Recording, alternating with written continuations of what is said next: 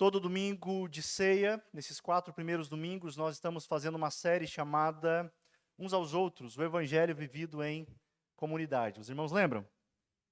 Na primeira mensagem da série, eu usei a ilustração do Mateu. Você lembra? Ele falando animado da igreja, sobre a igreja. Pois bem, hoje eu tinha preparado uma outra ilustração, mas eu fui surpreendido. O Mateus não estava muito bem hoje. Antes do culto e durante a tarde, né? A Bianca levou ele consultar e então ele foi liberado. E ela fala para ele: olha, filho, agora vou chamar o papai leva nós para casa e nós vamos descansar. Acontece que o Mateus de jeito nenhum queria ir para casa. E olha que foram feitas diversas propostas, inclusive assistir desenho ilimitado. Não teve jeito. Ele queria vir para a igreja. O que faz da igreja algo tão especial? O que faz da vida em comunhão algo tão marcante? Como estamos vendo nessa série Uns aos Outros, nós fomos feitos para vivermos em comunidade. Nós fomos feitos para andarmos juntos. Na primeira mensagem nós vimos que a vida cristã não pode ser uma vida solitária. Eu sei que, principalmente em nossos dias, as pessoas costumam bater no peito dizendo: não, esse negócio aí de igreja, de comunidade não é muito importante. O que realmente importa é eu e Deus. Eis aí um grande engano. Pois se você é um salvo, você pertence ao corpo de Cristo chamada igreja. Em nossa segunda mensagem, nós falaremos sobre cuidado, falaremos sobre cuidar. Isso se dá porque uma das faces da verdadeira espiritualidade, a espiritualidade bíblica que nós encontramos nas Escrituras, envolve cuidado uns com os outros. A nossa meditação de hoje se encontra na carta de Paulo aos Gálatas. E essa carta nos mostra uma maneira diferente de pensarmos sobre a vida espiritual, sobre o evangelho vivido em comunidade. Abra sua Bíblia comigo em Gálatas 6, versículos 1 a 10. Nós não faremos a leitura de imediato no texto, mas eu quero lhe convidar a permanecer com a sua Bíblia aberta para nós irmos acompanhando à medida em que vamos expondo esse texto. Amém?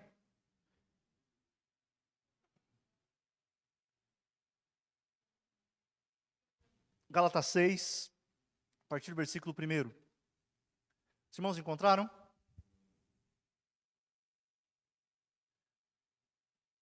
Ainda escuto uns barulhos de páginas folheando. Meus irmãos, antes de entrarmos no texto, nós precisamos nos contextualizar o que está acontecendo aqui. O que vem antes desse texto. No capítulo 5, o apóstolo Paulo fala sobre as obras da carne e o fruto do Espírito. E não é por acaso que o apóstolo Paulo passa do fruto do Espírito no final do capítulo 5 para agora o cuidado da igreja. Porque para ele essas são características de uma espiritualidade bíblica, fervorosa, piedosa. E ele faz questão de mostrar que a verdadeira espiritualidade não é uma busca individualizada por realização pessoal, individualista, né? Mas a vida espiritual é algo que deve ser compartilhado.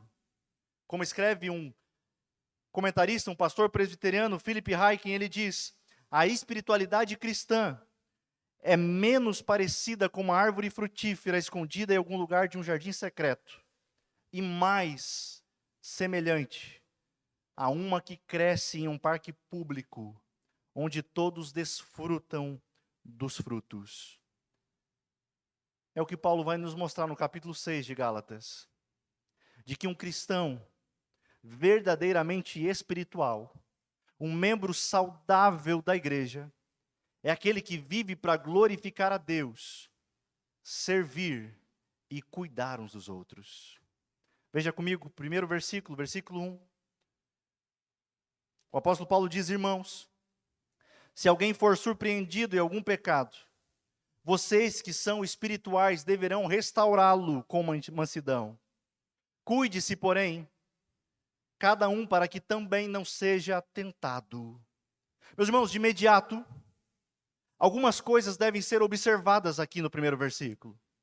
Paulo abre o capítulo dizendo irmãos, e depois ele diz vocês que são espirituais. Essas palavras não estão ali por acaso. Elas fazem, como eu disse, ligação com o capítulo anterior, onde o apóstolo Paulo fala sobre o fruto do Espírito. Porque para Paulo, a vida espiritual, o crente cheio do Espírito, não é aquele que busca moveres, arrepios.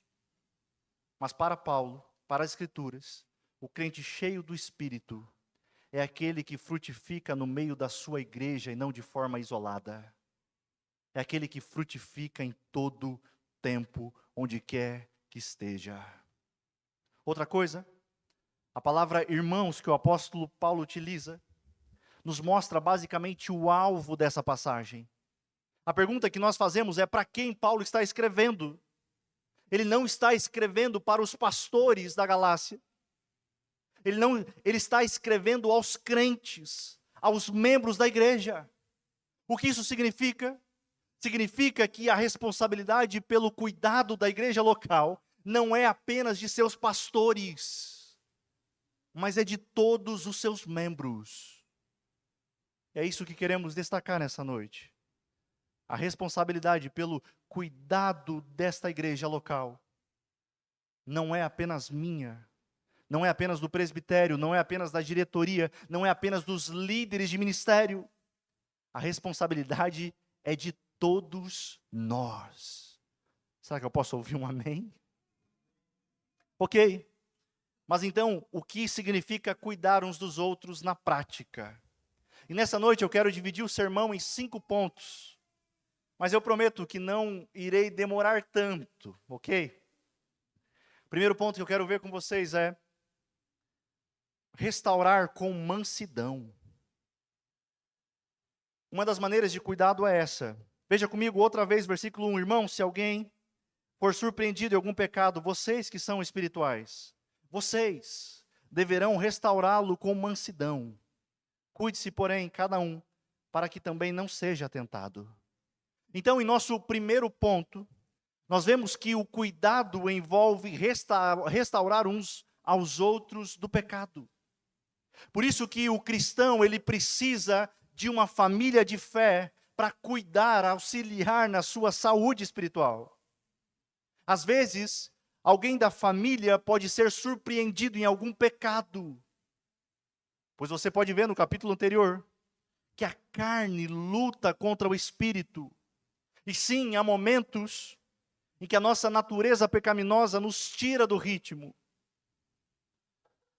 E um passo em falso acaba nos impedindo de andar no Espírito. Perceba aqui que o apóstolo Paulo está escrevendo a crentes. Perceba a possibilidade do cristão cair em pecado. O cristão não é um super crente que não peca. Mas é interessante que o apóstolo diz, se alguém for surpreendido em algum pecado. Ou seja, não é algo habitual. O pecado não é a maneira como o cristão vive. Mas o pecado é um acidente de percurso. Um cristão jamais pecará em paz. Ok, entendi, mas e quando isso ocorrer, o que deve ser feito? O apóstolo Paulo responde, ele diz, vocês que são espirituais, deverão restaurá-lo com mansidão. Nessa situação, aquele que caiu, precisa que um irmão, uma irmã venha socorrê-lo, restaurá-lo. E restaurar não é desprezar o irmão, não é tratá-lo como inferior, como muitos fazem. Por isso, se o membro dessa igreja se desvia do evangelho, É nossa responsabilidade procurar restaurá-lo ao caminho do Evangelho. E o que chama a atenção aqui é que a palavra que Paulo utiliza para restaurar é a palavra catartizete, que está ali. Sabe que palavra é essa? Essa palavra vem de um contexto médico do primeiro século. Era como se fosse um ortopedista que colocava um osso no lugar. Imagina, você quebra o braço, sei lá, e vai lá o ortopedista e coloca esse braço no lugar. E Tim Keller, em seus livros, ele comentando, ele diz: um osso deslocado causa uma dor terrível, pois não está no lugar apropriado. Não está em sua relação natural com as outras partes do corpo.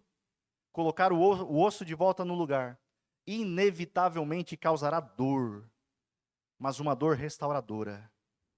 Isso significa que devemos confrontar, mesmo que seja doloroso. Nosso confronto, porém, deve ter o objetivo de causar uma transformação de vida e de coração.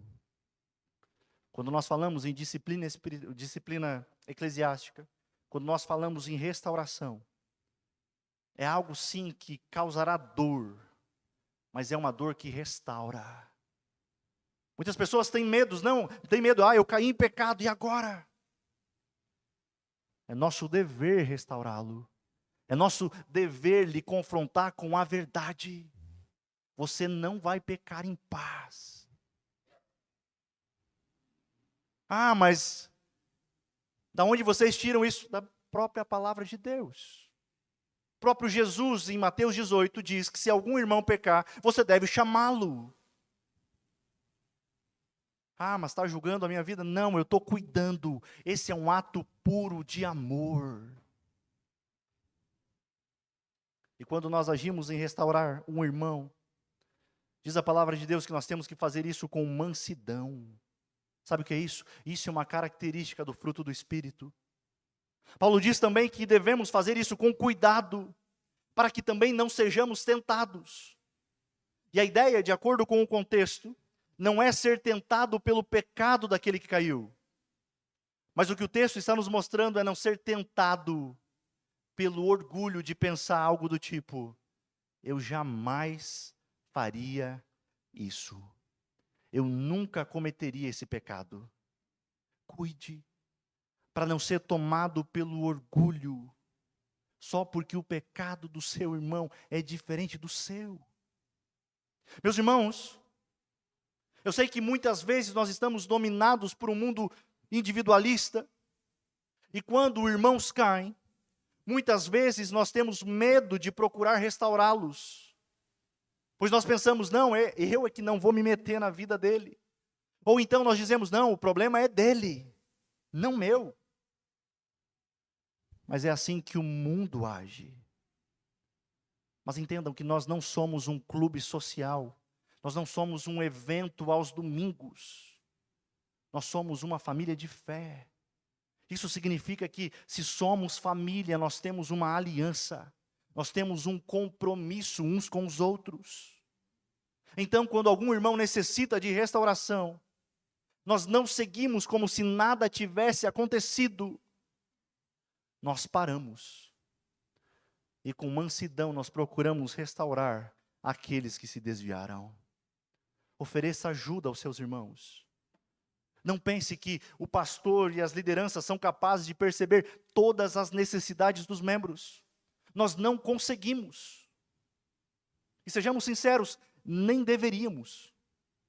Porque essa é uma responsabilidade nossa. Seja você, meu irmão, um restaurador onde Deus lhe colocou. Segundo ponto, levem os fardos uns dos outros. Versículo 2. Levem os fardos pesados uns dos outros e assim cumpram a lei de Cristo. Uma outra característica da verdadeira espiritualidade, do cuidado, é que os irmãos, a família de Deus, os que foram unidos a Cristo, levam as cargas uns dos outros. Martinho Lutero escreveu que esse trabalho requer ombros fortes e ossos poderosos. Porque essa outra característica é diferente de restaurar. de consertar o osso quebrado, como vimos no primeiro versículo. Essa outra característica envolve carregar a maca.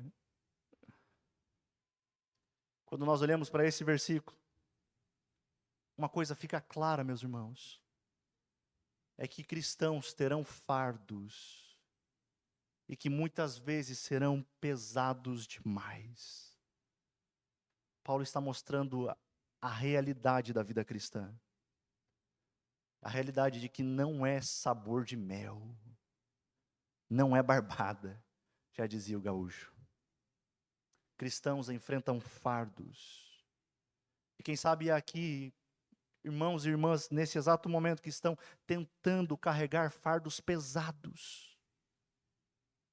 Quem sabe seja a tristeza, a preocupação, a dúvida, o fracasso, é uma crise financeira, a solidão, a doença, a depressão, ou um outro fardo pesado. São fardos em que, na maioria das vezes, somos incapazes de lidar com eles sozinhos. Eu sei, é claro que em certo sentido, Deus carrega os nossos fardos. O nosso maior e mais pesado fardo, o fardo infinito do nosso pecado e culpa, somente Deus conseguiu suportar. Somente Deus é quem suporta. E Ele o fez quando Jesus carregou na cruz. Quando Ele morreu pelos nossos pecados. Portanto, meu irmão, se Deus já carregou o nosso maior fardo na cruz, então Ele certamente dará conta dos fardos mais leves. Contudo, o fato de Deus carregar os nossos fardos não significa que Ele é o único com quem devemos compartilhá-los. Com frequência, Deus alivia os nossos fardos quando nós compartilhamos com outros cristãos, quando outros cristãos carregam também os nossos fardos.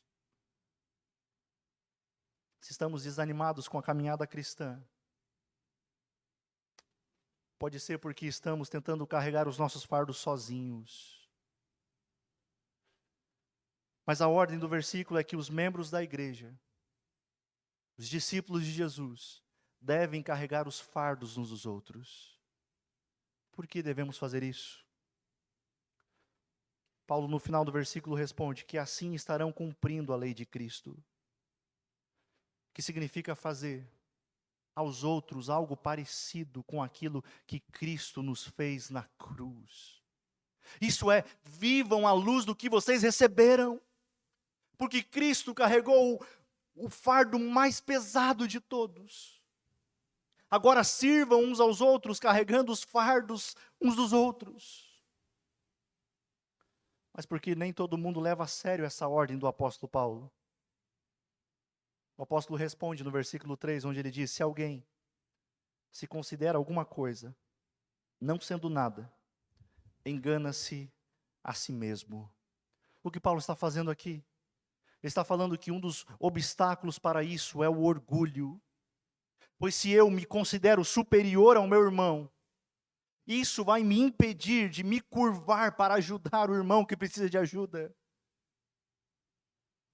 O orgulho faz com que a gente olhe para os outros e pense: eu nunca estaria nessa situação. Jamais que eu me meteria numa coisa dessas. Versículos 4 e 5. Quem sabe para nós que pensamos, pode ser que pensamos assim algumas vezes. O apóstolo diz: então cada um examine os próprios atos, e então poderá orgulhar-se de si mesmo, sem se comparar com ninguém, pois cada um deverá levar a própria carga. O que o apóstolo Paulo está falando? Basicamente o que ele está dizendo é: não se compare com o seu próximo. Mas ao invés disso, se avalie diante de Deus. O seu padrão não é o seu irmão. O seu padrão é a palavra de Deus revelada, é Cristo. E quando você examina a sua vida, olhando para a vida de Cristo, eu lhe faço uma pergunta. e que você seja sincero. Ainda há lugar para o orgulho? É claro que não. Mas outra coisa também que nos chama a atenção nesses versículos, não sei se você observou, mas Paulo faz aqui uma distinção entre fardo e carga. Versículos 2 e 5. Segundo Paulo, carga é algo basicamente mais leve que eu posso levar. Alguns tratam tudo como se fosse um fardo, quando na verdade são cargas.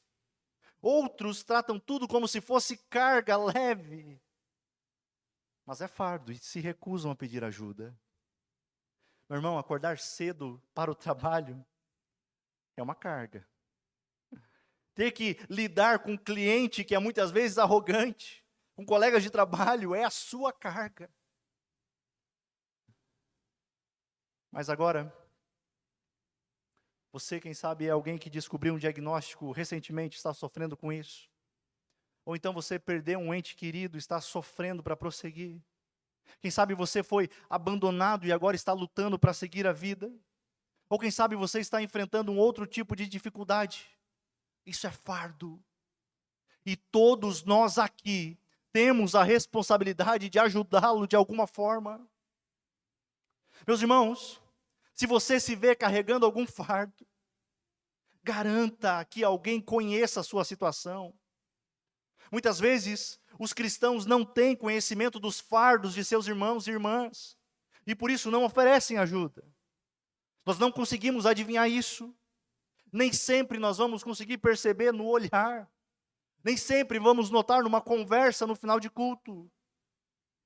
Mas carregar os fardos uns dos outros é dever de todo cristão.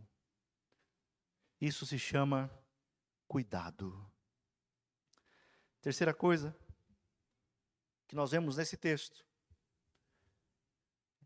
é compartilharmos generosamente. Versículo 6. O que está sendo instruído na palavra, partilhe todas as coisas boas com quem o instrui. Nós vemos aqui uma outra característica do cuidado. Está em compartilhar generosamente. O que chama atenção é que, primeiramente, ele está sendo instruído aonde? Na palavra. Ele está tendo essa instrução, não é em outras coisas. Ele está sendo instruído na palavra. E a palavra que Paulo utiliza aqui é a palavra catecúmenos, que significa alguém que é catequizado. Alguém que é ensinado. Assim, aqueles que recebem a instrução na palavra devem partilhar. E essa partilha é tanto o que aprendeu, como também partilhar tempo, dons, recursos. Basicamente, o versículo nos mostra duas coisas. Uma delas é o trabalho do pastor. Segundo esse verso, diz Paulo, o pastor é aquele que instrui na palavra. O pastor é aquele que se dedica ao ensino da palavra. Essa é uma descrição do seu trabalho. É claro que o pastor se envolve com outras atividades, mas a ideia de Paulo é que um verdadeiro pastor é aquele que vive para cuidar do seu rebanho, alimentando-o principalmente por meio da palavra. Nós vimos em muitos lugares que o pastor é um administrador, é um gestor de negócios, é um coach que te ensina 10 passos para o sucesso, é alguém que faz 1001 coisa, mas não tem tempo para se dedicar ao estudo e ensinar a palavra. Observam o estudo, a pregação como algo de menor importância. Não é o nosso caso. Glórias a Deus por termos uma igreja que valoriza a palavra. Mas outra coisa que nós observamos também, que o texto nos mostra, é que aqueles que são instruídos na palavra, compartilham generosamente. Você tem sido instruído na palavra? E você tem partilhado com a igreja local generosamente? Com seu tempo, com seus dons e também com seus recursos? Meus irmãos, sejamos sinceros, há irmãos que não têm a possibilidade de fazer. Por exemplo, servir com seus recursos, pois passam muitas dificuldades financeiras muitas vezes. O que fazermos? Devemos ajudá-los. Mas há outros irmãos que podem ser generosos, mas não escolhem ser. E muitas vezes isso por puro egoísmo. Às vezes gastam apenas com seus próprios negócios, com suas famílias apenas, ou com seus prazeres. E para a igreja o que é apenas migalhas, só se sobrar. Meus irmãos, nós precisamos ser sinceros. Como temos falado ao longo dos últimos dias, nós temos diversos sonhos como igreja local, como igreja missionária. E por vezes nós não conseguimos porque nos faltam recursos. Nós sonhamos em formar pastores, líderes, investirmos em treinamentos, materiais, demandas locais, auxiliar melhor os missionários. Queremos melhorar a estrutura. Tanto é, o desejo agora é que nós possamos adquirir um som com uma boa qualidade. Ah, meus irmãos, como nós gostaríamos de ter recursos suficientes para investirmos já. Como nós gostaríamos de termos recursos para investirmos no crescimento da igreja local, na proclamação do nome de Cristo. Mas por que não fazemos? O que deve nos chamar a atenção aqui também é que o verbo que o apóstolo Paulo utiliza para partilhar é um verbo bastante conhecido chamado koinonia. Sabe o que significa? Comunhão. Comunhão não é cumprimentar o irmão na entrada e na saída do culto. Isso se chama educação.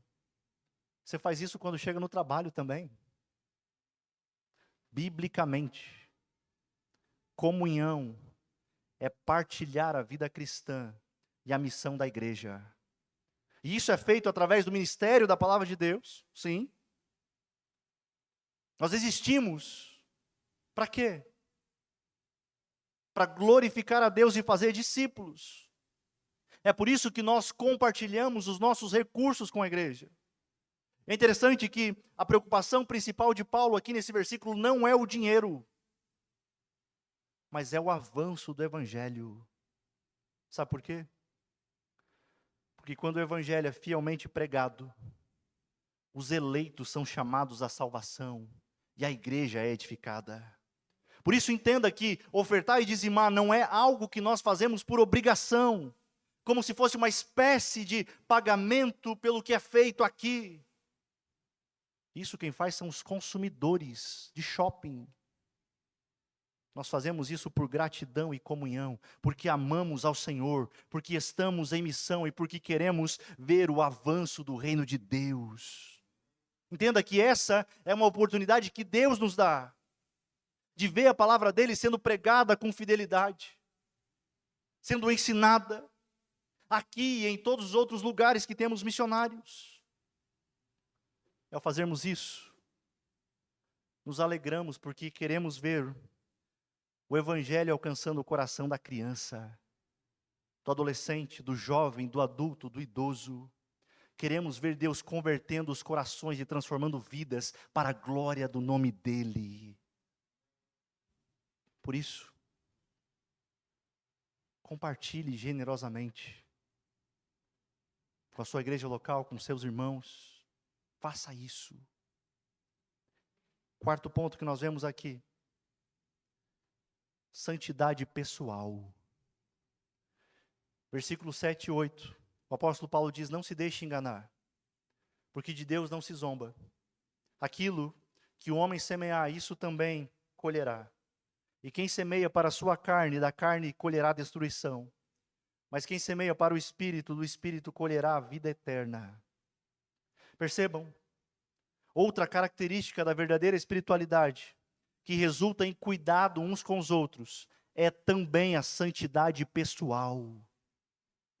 É interessante que o apóstolo Paulo usa aqui a figura da agricultura. Mas antes ele faz uma advertência, ele diz: não se deixe enganar. De Deus não se zomba. O que é isso? Os gálatas haviam sido instruídos por Paulo mas alguns deles estavam sendo seduzidos por um outro tipo de evangelho, um falso evangelho. Então o apóstolo Paulo faz questão de lembrar desse princípio agrícola, mas que também se aplica à vida espiritual. Pois o que o homem semear, isso também colherá. E é interessante que há somente 2 opções de plantações. Não há 3. Como escreve um puritano, William Perkins, ele diz: há 2 tipos de sementes que os homens semeiam nessa vida. Sementes boas e sementes más. 2 tipos de semeadores. Homens espirituais e homens carnais. 2 tipos de terra sobre a qual essa semente é lançada: a carne e o espírito. Lembrem que ao falar de carne, o apóstolo Paulo está falando da nossa natureza caída, pecaminosa. Você pode voltar depois e ver isso no capítulo 5. E aqui Paulo está dizendo que se nós plantarmos nesse campo, os frutos serão da carne, e eles irão gerar destruição. Meus irmãos, entendam, se semearmos na carne, nós não podemos esperar colher no espírito. Se você planta no terreno da carne, saiba que você vai colher destruição. Não pense que você pode sair ileso disso. Mas em contrapartida, na verdadeira espiritualidade, nós somos chamados para semear no espírito. Mais especificamente, semear para o espírito significa plantar o tipo de semente que vem do fruto do espírito. Lembra qual é? Amor, alegria, bondade, fidelidade, mansidão. E a pergunta é: como nós cultivamos isso? Usando os recursos que Deus nos dá. Sua palavra, oração, adoração, sacramentos, ceia e batismo. Semear para o Espírito significa viver para agradar a Deus. E aqueles que semeiam para agradar o Espírito já começam a colher as suas recompensas nessa vida. A pergunta que eu lhe faço, meu irmão e minha irmã, é: o que você tem plantado? O pastor John Stott, comentando o texto, ele escreve: há muitos cristãos que semeiam para a carne todos os dias, e depois aparecem se perguntando por que não colhem santidade na vida. Sem dúvida que na vida espiritual nós iremos colher o que plantarmos. Então, escolha o seu campo com cuidado. Semeie pensamentos e obras no Espírito. Você quer saber onde você tem mais plantado a sua vida? Que tipo de livros você tem lido? Que tipo de entretenimento você tem consumido? Qual o tempo que você investe na leitura da palavra e na oração? Onde você tem plantado? É interessante que, embora isso seja algo individual, nós precisamos lembrar que as nossas decisões pessoais vão impactar diretamente o coletivo. Se eu planto no campo da carne, a esposa vai sofrer, os filhos vão sofrer, os irmãos vão sofrer. Mas agora, se eu planto no campo do Espírito, todos à minha volta serão abençoados. Isso é cuidado. Por fim, o último ponto: bondade prática. Versículos 9 e 10. O apóstolo diz: e não cansemos de fazer o bem, pois no tempo próprio colheremos, se não desanimarmos. Portanto, enquanto temos oportunidade, façamos o bem a todos, especialmente aos da família da fé. Como estamos vendo, a verdadeira espiritualidade implica em cuidado, implica em bondade. E observamos que por 2 vezes o apóstolo Paulo diz: façamos o bem. Uma das marcas do cristão deve ser a bondade. Mas perceba que é uma bondade prática. Essa bondade que o apóstolo Paulo fala não é uma ideia de bondade abstrata, distante, mas ela envolve demonstrações reais de bondade. Os cristãos, mais do que qualquer outras pessoas, deveriam buscar toda a oportunidade que aparece para abençoar pessoas. Não é assim que deveria ser? Onde Deus te colocou para abençoar pessoas. Ah, mas meu chefe é um mala. Não há coração duro demais que não possa ser convertido pelo Evangelho. Você é chamado, meu irmão, para fazer o bem, demonstrações práticas de bondade.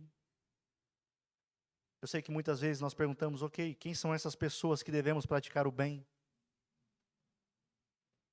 Quem são eles? O que diz o apóstolo Paulo? Façamos o bem apenas a alguns. Não é isso que ele diz. Ele diz, façamos o bem a todos, especialmente aos da família da fé.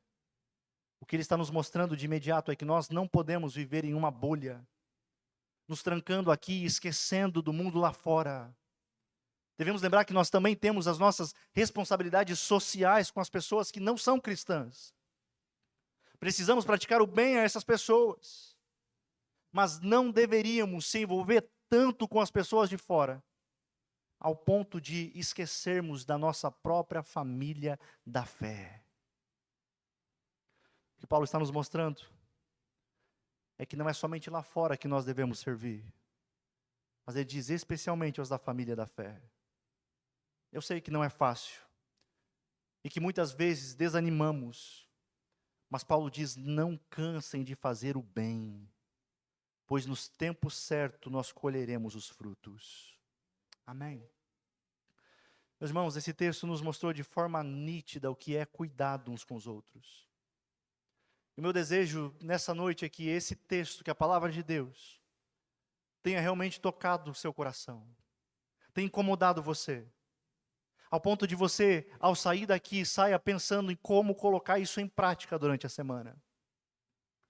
Algumas ideias para isso ao voltar para casa, pense em 3 pessoas, e como você pode servi-las essa semana.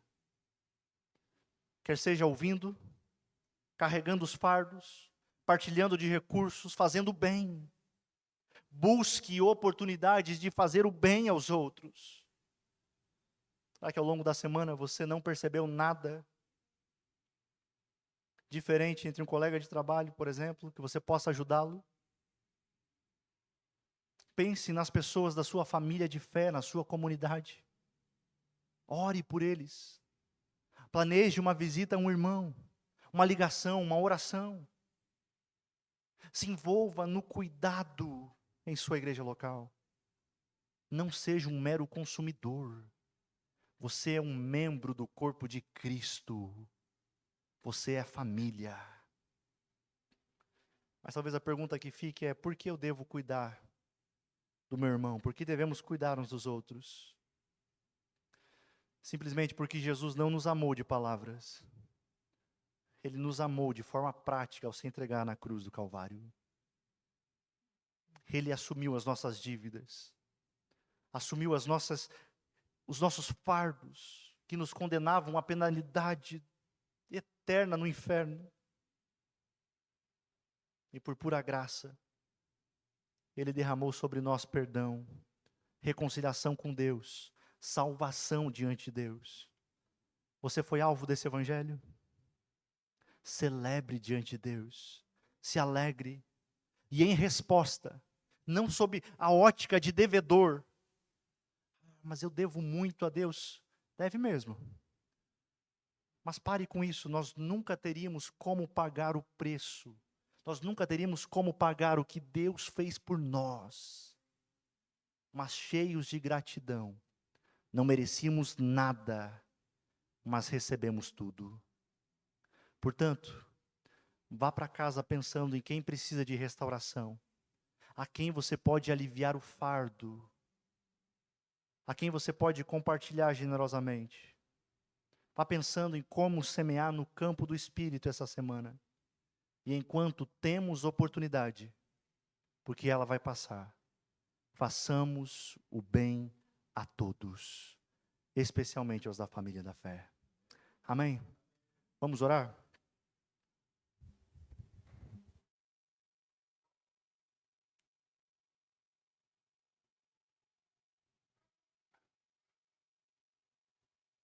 Senhor Deus, nós te louvamos pela tua santa, maravilhosa palavra. Como ela nos confronta muitas vezes a nossa maneira de viver. Eu sei que em um mundo tão egoísta, tão centrado em si, onde as pessoas olham apenas para o seu próprio umbigo, como igreja, como família de Deus, nós somos chamados a cuidar uns dos outros. Diante daquilo que nós ouvimos, nós queremos sair daqui, nos importando, querendo cuidar uns dos outros. Isso se chama o amor que recebemos em Cristo Jesus. Por isso, Senhor, desperta-nos, abre os nossos olhos e coração, para que cada necessidade dessa igreja, possamos estar cientes e possamos carregar os fardos uns dos outros, possamos restaurar o irmão que caiu com mansidão, possamos, Senhor, nos livrar da avareza do coração e compartilharmos generosamente, que possamos, ó Deus, viver uma vida de santidade pessoal, uma vida que vive para honrar, para glorificar o Teu nome, que se afasta do pecado, mas que é uma vida também de consagração a Ti, entregue a Ti, e que por fim, possamos colocar tudo isso em prática, que seja manifestado não apenas em palavras, mas de forma prática no cuidado uns com os outros. É o que nós te pedimos em nome de Cristo Jesus. Amém.